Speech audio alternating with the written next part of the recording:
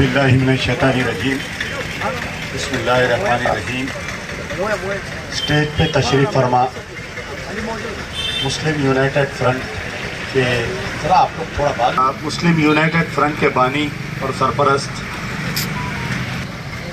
और स्टेज पे तशरीफ़ फरमा तमाम जमातों के ज़िम्मेदार, ख़ास तौर पर आज की महफ़िल में हमारे जो मेहमान खुसूसी हैं डॉक्टर आर.एस. परवीन साहब। मैं तो आज हमारे डॉक्टर आर.एस. परवीन कुमार साहब को सुनने के लिए आया हूँ, तो मैं 2 मिनट आपसे बात करूँगा।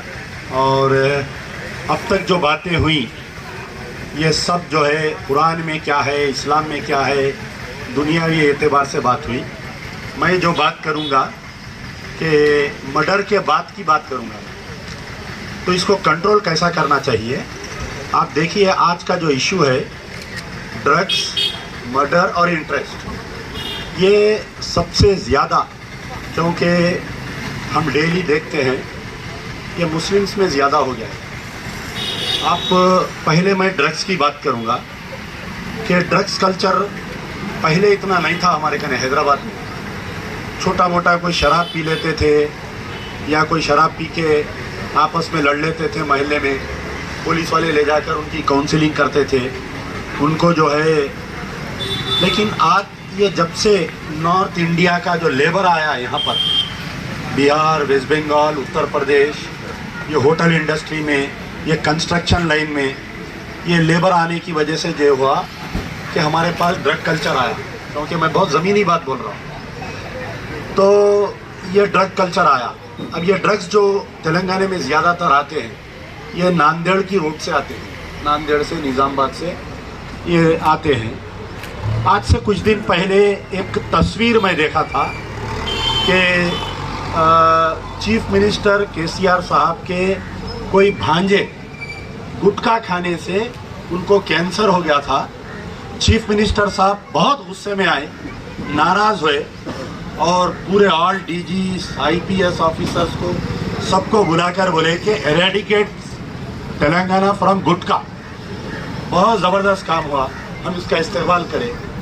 लेकिन इलेक्शन आया, फिर कुछ crore of rupees party fund चले गया और वो गुटखे के ऊपर सख्ती बंद हो गई। फिर उसके बाद में एक चबूतरा मिशन आया या ना जाने क्या क्या मिशन आते रहे। तो ये ड्रग्स के मामले में जो है, अगर चीफ मिनिस्टर या वक्त के हुक्मरान या कमिश्नर ऑफ पुलिस या director general of police serious है, 24 घंटे में आज के बाद में तेलंगाना में कहीं ड्रग्स नहीं मिलेंगे। उनकी नीयत नहीं है, उनकी नीति नहीं है।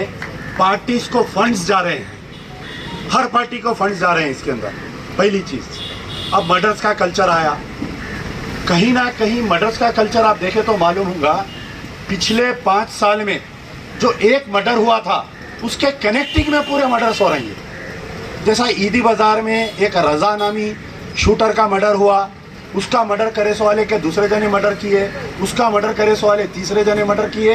कल रात में जो हाफिज बाबा नगर में एक नौजवान बच्चे का मर्डर हुआ, वो भी किसी का कत्ल किया था। तो ये murder is connected to another murder, this murder is connected to another murder. अगर वो जो पहला मर्डर किया पुलिस वाले सख्ती करते, 90 दिन के अंदर चार्जशीट डालते, हम हुकूमत पे रोते, हम पुलिस वालों पे रोते, भाई पूरा मर्डर कल्चर आ गया, पुलिस वाले कुछ नहीं कर रही। भाई इंस्पेक्टर ऑफ पुलिस जो है हर गली गली तो मर्डर के पीछे नहीं फिरता।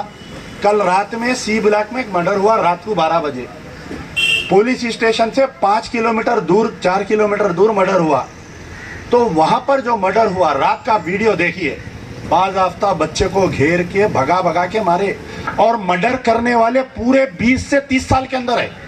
जिसका कत्ल हो रहा उन्हें भी 20 से 30 साल है, कत्ल करने वाले भी 20 से 30 साल है, और कनेक्टिंग मर्डर है ये।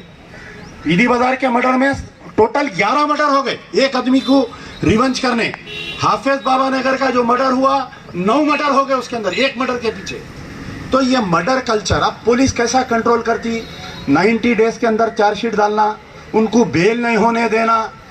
जो मर्डर्स कर रही, ये आज जितने लीडर हैं पूरे बैठे हुए हैं, वकला बिरादरी से मिलिए, खातिल को डिफेंड नहीं करना, खातिल को बेल नहीं करवाना, उनकी भी जिम्मेदारी है ना सब, वकला बिरादरी की भी।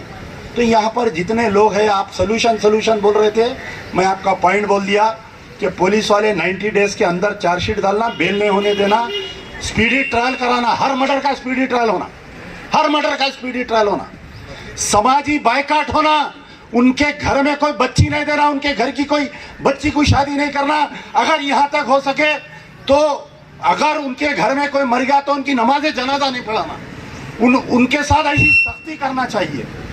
जब तक कौम के रहनुमा ये सख्ती नहीं करेंगे, ये मर्डर कल्चर रुकने वाला नहीं है, ड्रग्स कल्चर रुकने वाला नहीं है। अब रही बात सूद की लानत, मेरे पास एक लेडी आई थी 3 दिन पहले, अम्मा बेटी, उनकी लड़की की शादी के लिए 1 लाख रुपए लोन लिए, महीने को 10,000 बन रहे थे 4 साल से, वो 1 लाख जैसे के वैसे है। अम्मा पैसे लिए 1 लाख, वही कोई लेडी, सूद जो है लेडीज में बहुत आम हो गया हमारे कहने ओल्ड सिटी में। अम्मा पैसे लिए, अम्मा जो है 8,000 रुपए बन रही 3 साल से, वो 1 लाख रुपए जैसे के वैसे है अभी तक। कोई पुलिस स्टेशन में अगर आप गए तो वहां पर कंप्लेंट नहीं लेते सूदखारों के खिलाफ में, ये हकीकत है। तो ये सूदखारों को भी हमको कंट्रोल करना चाहिए। ये 3 इश्यूज बहुत अहम थे।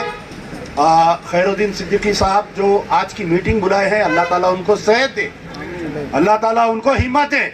आज किस हालत में ये मीटिंग हो रही है ये मेरे को मालूम है। तो बहरहाल समाजी बायकाट करना चाहिए, जो ड्रग्स का कारोबार कर रहे हैं, जो मर्डर कर रहे हैं उनका समाजी बायकाट करना चाहिए, सूदखारों का समाजी बायकाट करना चाहिए। तमाम उलमा मशाइखीन दूसरे मजहबों के भी, दूसरे मजहब के भी जो जिम्मेदार है, सब मिलके बैठना चाहिए, वकला बिरादरी से बात करना चाहिए कि कोई कातिल को डिफेंड नहीं करेगा, अगर कोई मर्डरिस्ट है तो उसको डिफेंड नहीं करना चाहिए। Tours and travels Najd Riyadh health care clinic, Mustafa Nagar, Falaknuma, Hyderabad. Air ticketing international और domestic, visa endorsement, immigration, passport दाखिल करने में ताउन। विजिट वीजा और उम्रा वीजा के लिए हमसे रब्त करें। वेस्टर्न यूनियन और मनीग्राम के साथ साथ दीगर सहूलियात भी मौजूद। Proprietor Mohammad Riyaz Ahmed, Al Riyaz tours and travels. खिदमत का मौका दें, आपका इत्मीनान हमारी कामयाबी।